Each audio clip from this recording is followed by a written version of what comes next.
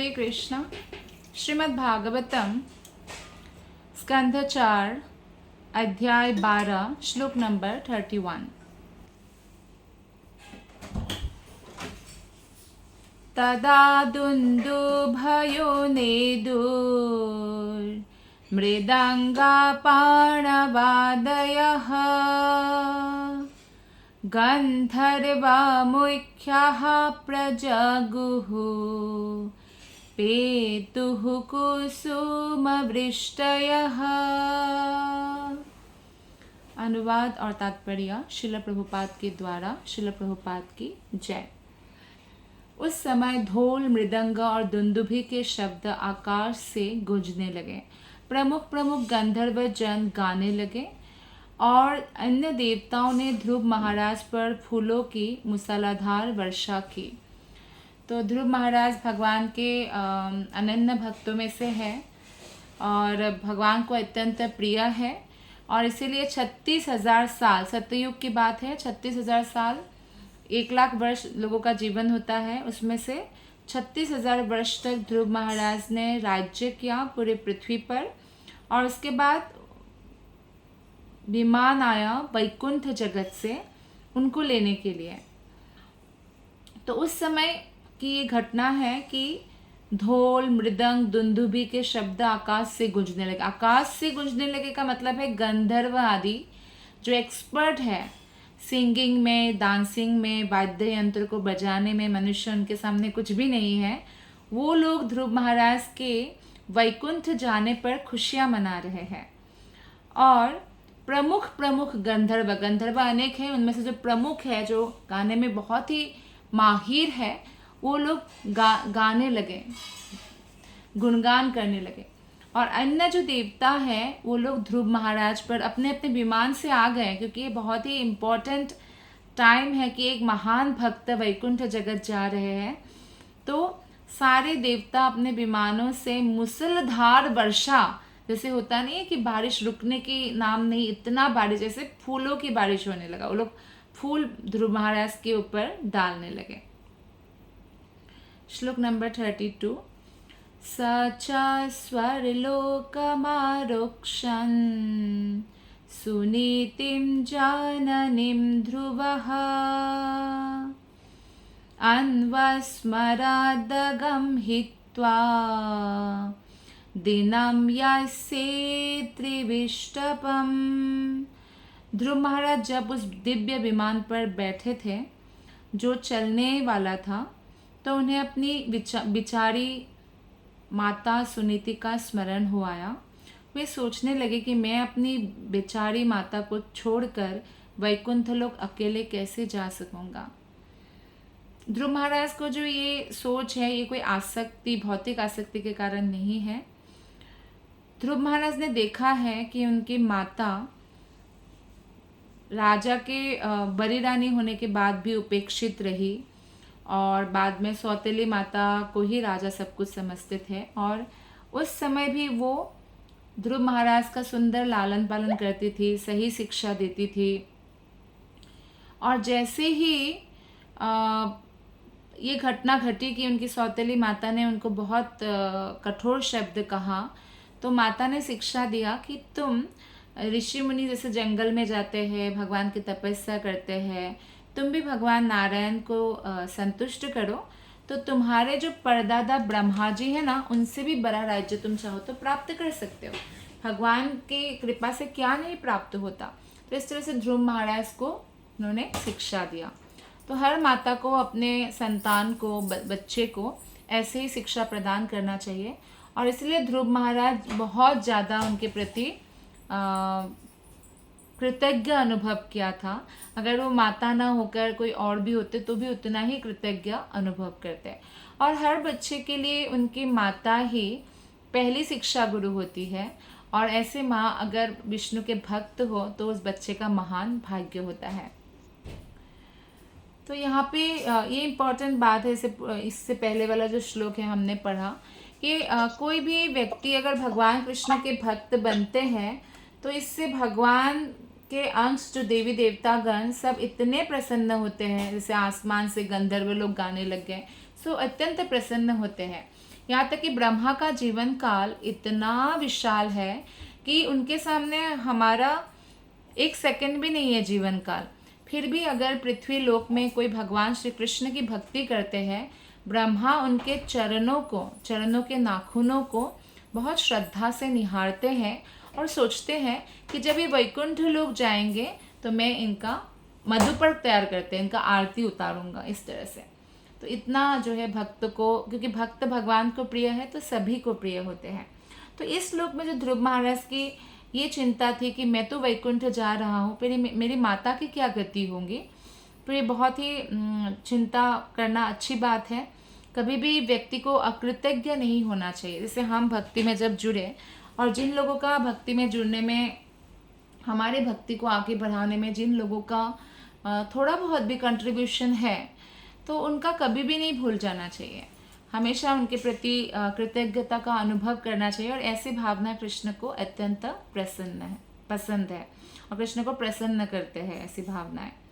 तो ध्रुव महाराज के मन को भगवान जान गए तुरंत कि ध्रुव महाराज जो है माता सुनीति के प्रति अत्यंत कृतज्ञता का अनुभव कर रहे हैं, और माता के मार्गदर्शन के कारण ही आज वो वैकुंठ जाने में समर्थ हो पाए। नहीं तो अगर वो तपस्या करने नहीं जाते और ऐसे ही रहते तो ये जो ये अपॉर्चुनिटी है वो उनको नहीं मिलता। तो इसलिए वो चाहते थे कि मैं माता को भी साथ में ले जाऊं। तो ध्रुव महाराज की माता सुनीति ही उनके पथ प्रदर्शक गुरु थी, जो भगवान तक जाने के लिए उनको रास्ता दिखाया। और बिल्कुल नारद मुनि उनके दीक्षा गुरु थे। पर नारद मुनि की जहाँ तक बात है, नारद मुनि तो ऑलरेडी वैकुंठ या भौतिक संसार और सर्वत्र विचरण कर सकते हैं, ऑलरेडी मुक्त है। तो इसलिए नारद मुनि को लेके जाने के वो नहीं सोच रहे थे। हालांकि नारद मुनि का बहुत बड़ा कंट्रीब्यूशन है, अपने शिक्षा गुरु या पथ प्रदर्शक गुरु माता को साथ में ले जाना चाहते थे। जनरली ऐसा होता है कि जो दीक्षा गुरु होते हैं वो हमें शिक्षा प्रदान करते हैं, जब तक दीक्षा नहीं होते तो उनको शिक्षा गुरु कहा जाते हैं, और बाद में दीक्षा के बाद वो दीक्षा गुरु और शिक्षा गुरु दोनों ही बन जाते हैं। तो जहाँ तक सुनीति माता की बात है, वो घर में रहती थी और साधारण एक स्त्री की जैसे रहती थी, और वो कई दीक्षा नहीं दे सकती थी, तो इसलिए वो दीक्षा गुरु नहीं है। लेकिन सिर्फ ध्रुव महाराज को सही रास्ता दिखाकर उनका जीवन भी सफल हो गया। अगर हमारे जीवन में हम कोई एक भी शुद्ध भक्त बनने में हम माध्यम बन सके ना, हमारा भी वैकुंठ धाम गोलक धाम का जो टिकट है वो कंफर्म हो जाता है। क्योंकि भगवान को उनसे ज़्यादा कोई पसंद नहीं, ज़्यादा प्रिय नहीं है जो भटके हुए जीवों को भगवत धाम वापस ले जाए, क्योंकि जीवात्मा वहाँ जाकर अत्यंत सुखी हो जाते हैं। तो इसलिए जो कुछ भगवान की योजना होती है, हम बहुत सारा प्लानिंग करते हैं पर वो फेल हो जाता है, बहुत सारा प्लानिंग। लेकिन कृष्ण अगर कुछ प्लान करते हैं वो तुरंत फलवती होता है। और ऐसे ही जो भगवान के अनन्य भक्त, शुद्ध भक्त भगवान श्री कृष्ण पर पूर्णतः आश्रित रहते हैं, भगवत कृपा से उनकी इच्छाएं भी पूरी हो जाती है। कृष्ण उनकी इच्छाएं भी पूरी करते हैं। इसलिए जैसे ही ध्रुव महाराज ने सोचा मेरी बिचारी माता पता नहीं कहाँ है, तो ध्रुव महाराज को जो नंद और सुनंद जो विष्णुदूत भगवान ने भेजा था, उन दोनों ने विश्वास दिलाया कि सुनीति का भी विमान जो है विष्णु लोग जा रहे हैं, ध्रुव महाराज के साथ साथ ही जा रहे हैं। तो इस प्रकार भगवान ध्रुव महाराज के मनोभाव को जानकर भगवान ने ध्रुव महाराज की इच्छा पूर्ति की। तो ये जो घटना है ये सिद्ध करती है, श्रील प्रभुपाद कहते हैं कि ध्रुव महाराज जैसे भक्त की समस्त इच्छाएं पूरी होती है और भगवत कृपा से वो भगवान के ही समान हो जाता है, और जब भी वो किसी वस्तु के लिए सोचता है वो इच्छा तुरंत पूरी हो जाती है। इसलिए जो महाभागवत गण है, जो शुद्ध भक्त गण है, वही एक्चुअली हमारा परम धन है। अगर ऐसा कोई भक्त हमारे जीवन में है गुरु रूप में, वही हमारा परम धन है, बाकी सब धन तो नष्ट हो जाएगा। श्लोक नंबर 33। इति व्यावसितं तस्य व्यावसायासुरत्तमो दर्शयामास तुर्देवीं पुरो यानेन गच्छतिम। वैकुंठ लोक के महान पार्षद नंद तथा सुनंदा ध्रुव महाराज के मन की बात को जान गए, अतः उन्होंने उन्हें दिखाया कि उनकी माता सुनीति दूसरे यान में आगे आगे जा रही, ध्रुव महाराज पीछे पीछे, माता आगे आगे। तो एक्चुअली जो विष्णुदूत होते हैं वो भगवान विष्णु के पार्षद होते हैं, कोई सामान्य व्यक्ति नहीं है। तो वो मन जानते हैं मन में क्या चल रहा है ध्रुव महाराज का। तो इसलिए उन्होंने दिखा दिया कि देखो, तो आपकी माता का जो विमान है ना वो पहले ही आ चुका है और उनको आपसे आगे लेके जा रहे हैं। तो ये घटना प्रभुपाद जी कहते हैं कि घटना सिद्ध करती है कि जिस शिक्षा या दीक्षा गुरु के ध्रुव महाराज जैसा शिष्य हो, जो इतनी दृढ़ता से भक्ति करे, तो उसे शिष्य अपने साथ ले जाता है, भले ही गुरु इतना बड़ा चढ़ा ना हो। जैसे मान लीजिए हम लोग की बात है, अगर हम लोग नए नए लोगों को भक्ति में जोड़ने का प्रयत्न करते हैं और उनको मोटिवेट करते हैं, एक्चुअली फोर्स करके कोई किसी को बदल नहीं सकता, उत्साह प्रदान करके बदल सकते हैं। मंदिर ले जाना, भक्तों से मिलाना, गुरु से मिलाना, और उनमें से कोई एक जन अगर एकदम दृढ़ भक्त बन गए, जैसे ध्रुव महाराज हैं, दृढ़ता से नीति नियमों का पालन करते हैं, भगवान की भक्ति में बहुत अच्छा भाव है, तो हमारा भी कल्याण हो जाता है। भले ही पथ प्रदर्शक गुरु या शिक्षा गुरु इतने बड़े चढ़े भक्ति में ना भी हो, लेकिन वो भी भगवत धाम जाते हैं।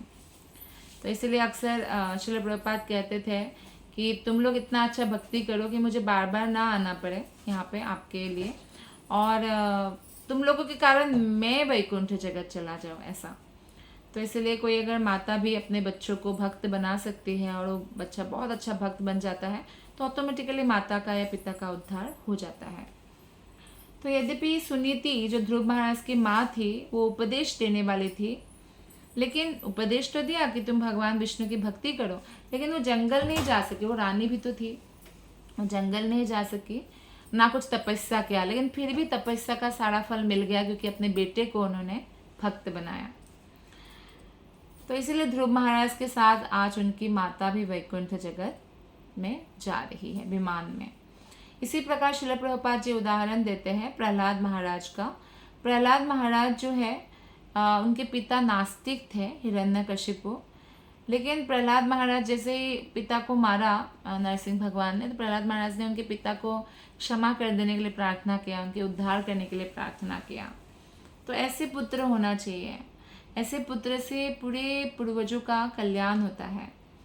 श्रील भक्ति सिद्धांत सरस्वती ठाकुर जो श्रील प्रभुपाद के गुरु जी हैं, वो कहा करते थे कि यदि मैं एक भी जीव को भगवान के धाम पहुंचा सका तो मैं समझूंगा कि मेरा उद्देश्य कृष्ण भावनामृत का प्रसार सफल हुआ।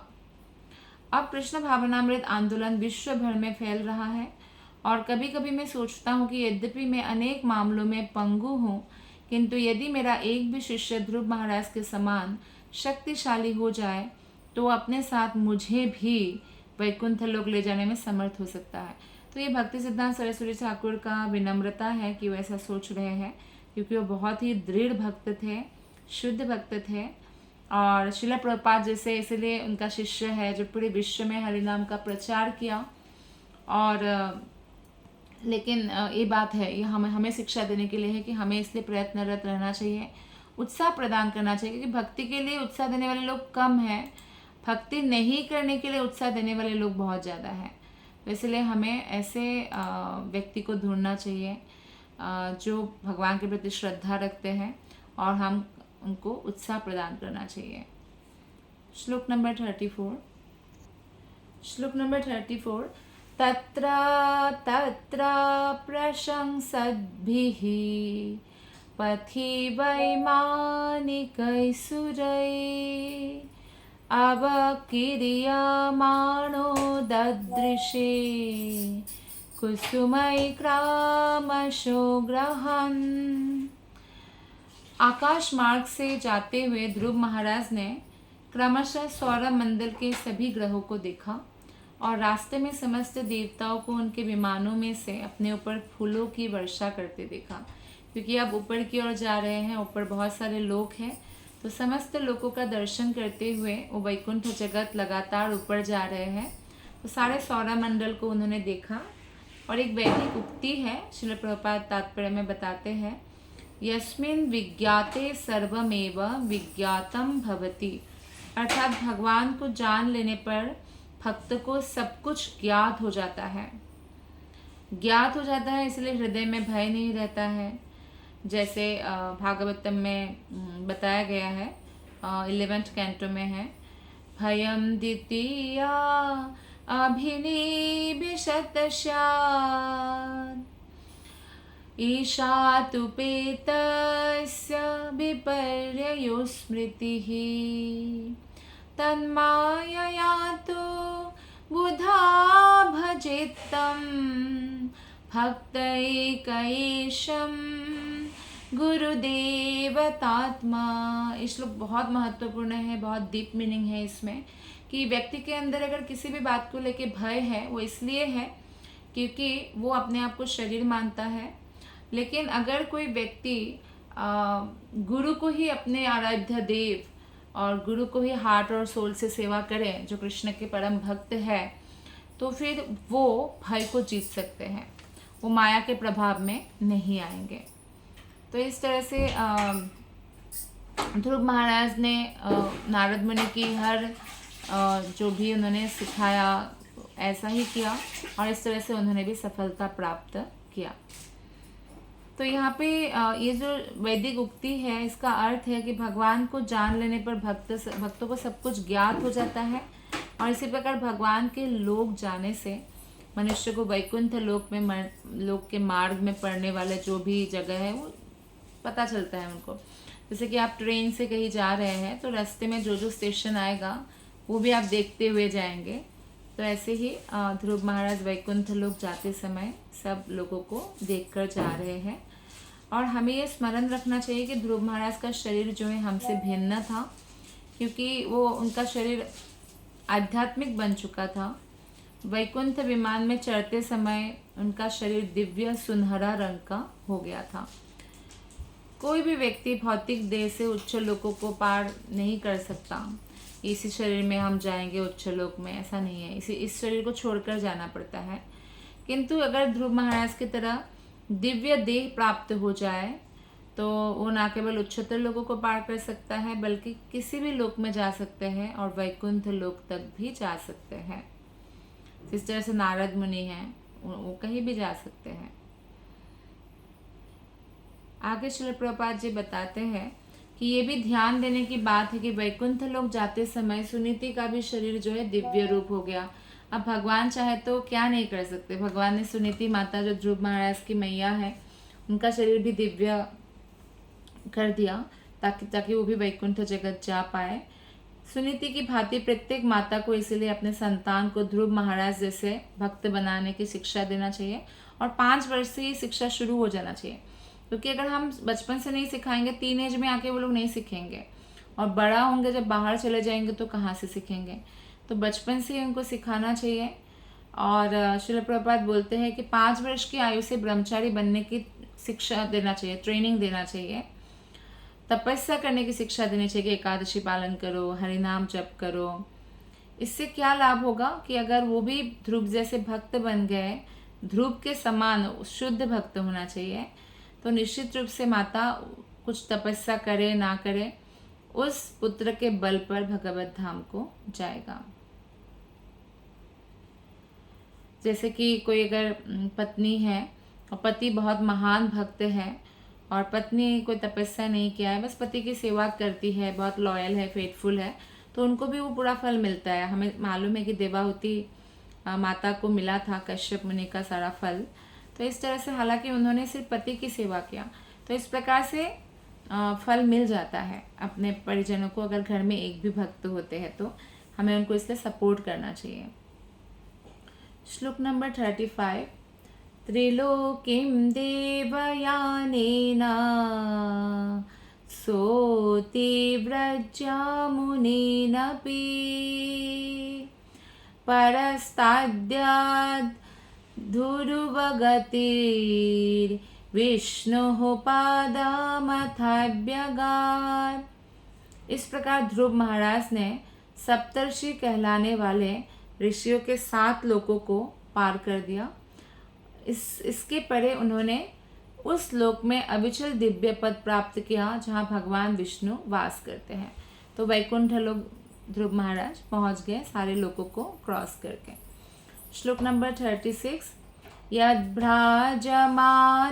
स्वरुचैव सर्वातो लोकास्त्रयो ह्यनुबिभ्राजन्त एते यन्नाव्रजन् जन्तुषु येनानुग्रहा व्रजन्ति भद्राणि चरन्ति ये निशम्। इसको हम ऐसे भी पढ़ सकते हैं, यद्भ्राजमानं स्वरुचैव सर्वतो लोकास्त्रयो ह्यनुबिभ्राजन्त एते यन्नाव्रजन् जन्तुषु येनानुग्रहा व्रजन्ति भद्राणि चरन्ति ये निशम्। अनुवाद और तात्पर्य श्रील प्रभुपाद के द्वारा। श्रील प्रभुपाद की जय। जो लोग दूसरे जीवों पर दयालु नहीं होते वे स्व तेजोमय इन वैकुंठ लोकों में नहीं पहुंच पाते, जिनके प्रकाश से इस भौतिक ब्रह्मांड के सभी लोग प्रकाशित हैं। जो व्यक्ति निरंतर अन्य प्राणियों के कल्याणकारी कार्यों में लगे रहते हैं, केवल वही वैकुंठ लोक पहुंच पाते हैं।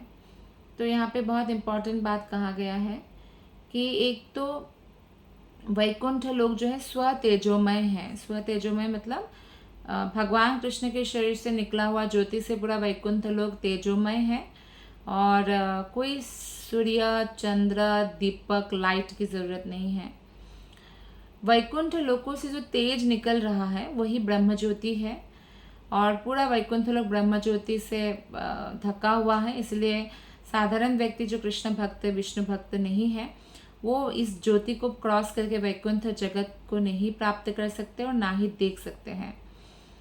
और जो भी सूर्य में रोशनी है चंद्र में रोशनी है यही ब्रह्म ज्योति के प्रतिफलन है। बाकी जो भी रोशनी हम देखते हैं ये ब्रह्म ज्योति के कारण ही है, अस्तित्व में है। और इम्पॉर्टेंट है कि दूसरे जीवों पर हमें दयालु होना चाहिए। जीवे दया नामे रुचि। जब हम जीवों के ऊपर दया करते हैं तो भगवान बहुत प्रसन्न होते हैं। इसमें ये कहा गया है कि जो व्यक्ति निरंतर अन्य प्राणियों के कल्याणकारी कार्यों में लगे रहते हैं केवल वही वैकुंठ लोक पहुंच पाते हैं, निरंतर लगे रहते हैं। कोई भी कार्य भौतिक अगर कार्य है कि भौतिक कल्याण के लिए हम लगे हैं, खिला रहे हैं मान लीजिए गरीबों को, तो वो निरंतर नहीं हो सकता है। निरंतर केवल भक्ति हो सकती है। और कोई अगर सोचे कि हम कोई शरीर के कल्याणकारी कार्य में लगे रहेंगे पूरे समाज के और हम वैकुंठ जगत जाएंगे, ये संभव नहीं है। आत्मा के कल्याणकारी कार्य में लगना पड़ेगा। और आत्मा के कल्याणकारी कार्य है कि हर व्यक्ति को भगवान के बारे में शिक्षा प्रदान करना, उत्साह प्रदान करना, ताकि वो भी हरि नाम जप करें। तो इस तरह से जो है हमारे जो वैकुंठ जगत में कोई चंद्र सूर्य नहीं चाहिए। भागवत गीता में भी ये बात बताई गई है कि न तद भासयते सूर्यो न शशांको न पावकः। कोई भी कृष्ण भावना भावित जो व्यक्ति होते हैं वो दिन रात यही सोचते रहते हैं कि ये जो दुखी मानव जाति है जो भौतिक चीज़ों में लगे हुए हैं उनको भगवत धाम कैसे ले जाया जाए। और अगर कभी ऐसा करते हुए उनको सफलता नहीं भी मिले तो भी क्योंकि वो कृष्ण चेतनामय थे और प्रयास करते रहे तो वैकुंठ के द्वार उनके लिए खुल जाता है। वो स्वयं वैकुंठ लोक जाने के लिए योग्य तो होते ही है। और यदि कोई ऐसे व्यक्ति का अनुसरण करते हैं, बातों को मानते हैं, भक्ति करते हैं, तो वो व्यक्ति भी वैकुंठ लोक जा सकते हैं। तो इसलिए हर व्यक्ति को प्रयास करना चाहिए कि उनके आसपास जो भी व्यक्ति है उनको भगवान के नाम जप करने के लिए, एकादशी पालन करने के लिए, भगवान के अच्छे विग्रह की सेवा कैसे करना है, तो हर प्रकार से शिक्षित करें। और श्रद्धालु लोग बिल्कुल आते हैं और ऐसे व्यक्ति के जब हम प्रचार करते हैं तो भगवान प्रसन्न होते हैं और कोई हम ऐसे भक्त से जुड़ जाते हैं तो हमारा भी कल्याण हो जाता है। जो हम ऐसे गुरु है और हमने उनका आश्रय लिया है तो निश्चित रूप से हमारा कल्याण होता है। तो गुरु को हम कुछ भी विनिमय में दे नहीं सकते। गुरु हमें कृष्ण देते हैं, दीक्षा देते हैं। तो इसलिए गुरु की प्रसन्नता के लिए हमें अन्य जीवों को भी भगवान भक्ति में लगाने का प्रयत्न करते रहना चाहिए। केवल कृष्ण चेतना युक्त व्यक्ति ही वैकुंठ लोक के जाने के योग्य होते हैं। अगर कृष्ण चेतना नहीं है तो वैकुंठ लोक नहीं जा पाएंगे। श्लोक नंबर 37। शान्तः समदृशः शुद्धः सर्वभूतानुरञ्जनः यान्त्यञ्जसाच्युतपदम् अच्युत प्रिय बांधवः।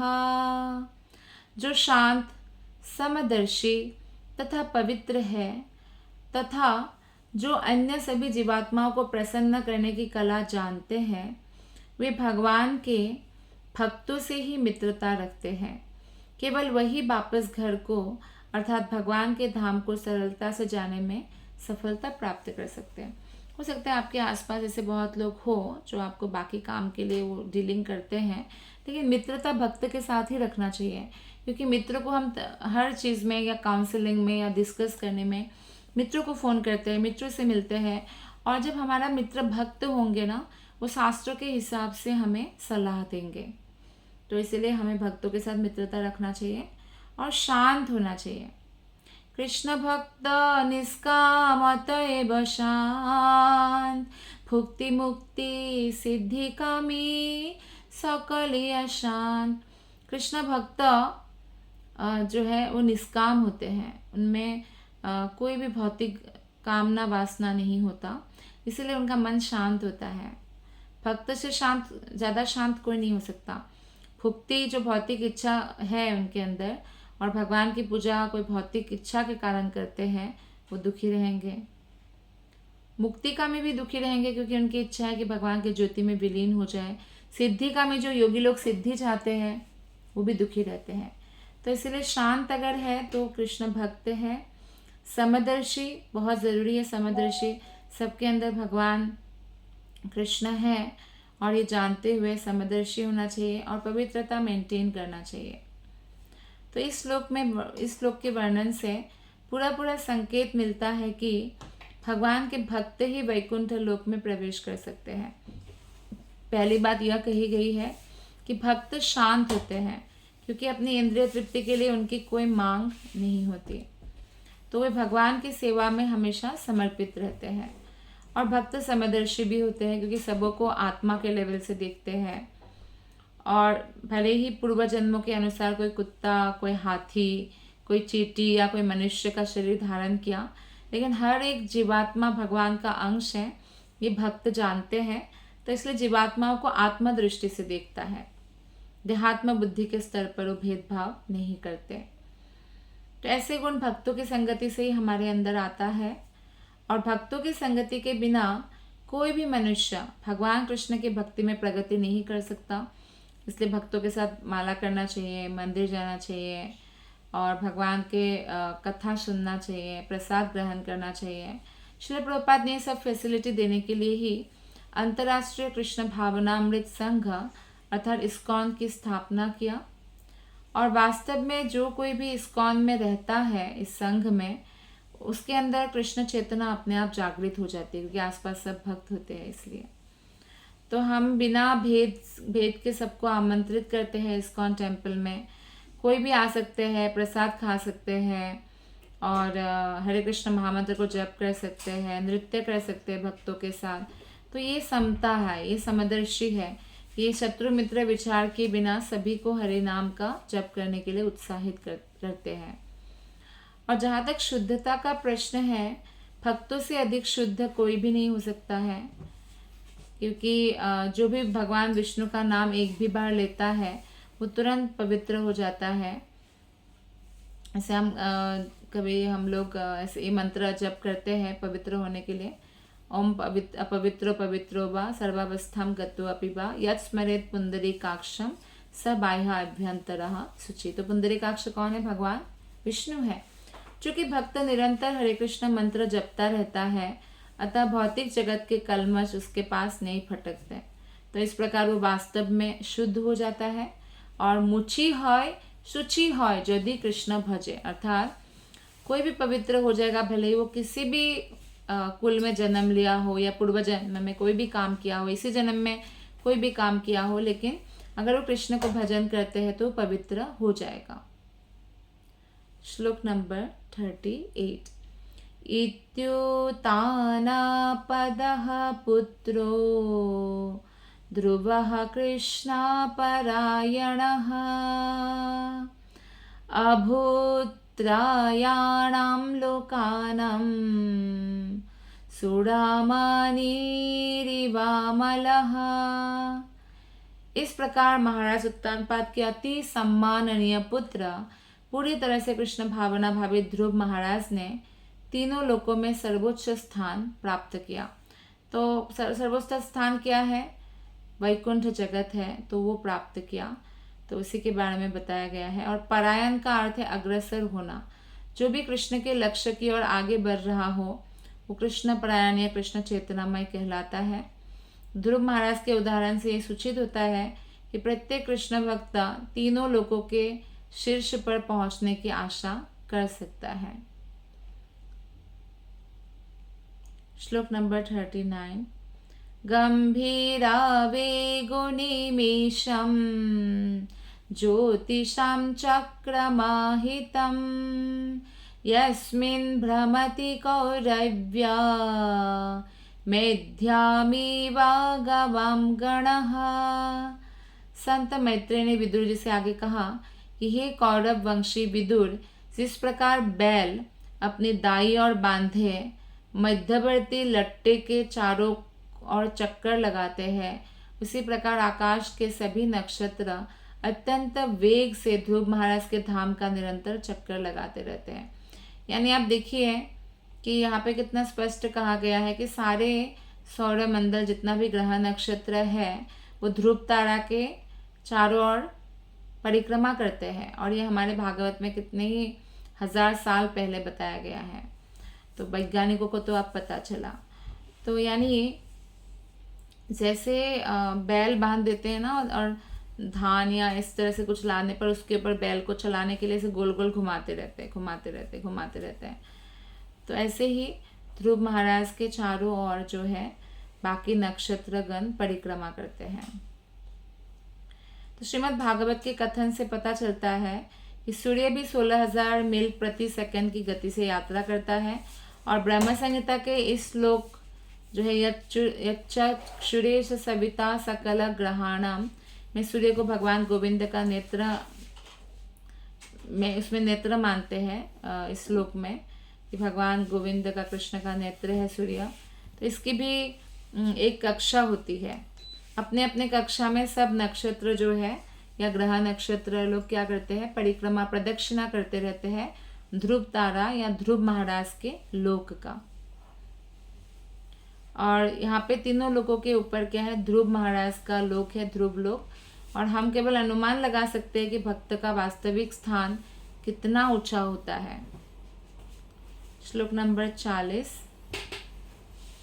महिमानं विलोक्यास्य नारदो भगवान् ऋषिः आतोद्यं वितुदन् श्लोकान् सत्रे गायत् प्रचेतसम्।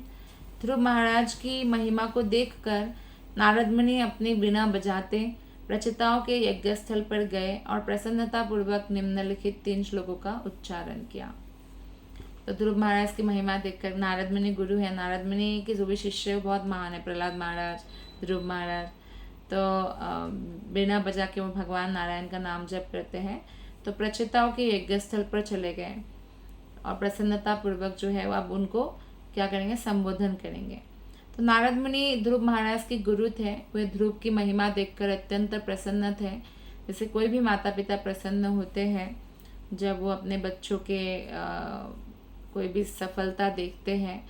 और चरम सफलता, सबसे उच्च सफलता है कि जब कोई बच्चों को भगवत धाम जाने के अधिकारी बना दे। तो ऐसे ही गुरु के लिए बहुत बड़ा वो है, मोमेंट है। तो बहुत प्रसन्न हुए नारद मुनि इतना सिंसियर अपने शिष्य को देखकर। तो इस प्रकार गुरु भी पिता होते हैं, गुरु के साथ जो जन्मांतर का हमारा रिश्ता होता है। तो इस प्रकार जो है नारद मुनि बहुत प्रसन्न हुए। और वो एक्चुअली नारद मुनि हमेशा भक्तों का भी गुणगान गाते हैं। तो अभी वो प्रचेता के वहाँ पहुँचे हैं। नारद मुनि का कार्य ही हमेशा प्रचार करते रहना। तो इस तरह से वो वहाँ पे प्रचेतागणों के पास पहुँचे। आज की कथा को हम यहीं विराम देते हैं। आप सबका हृदय से बहुत बहुत धन्यवाद। हरे कृष्णा।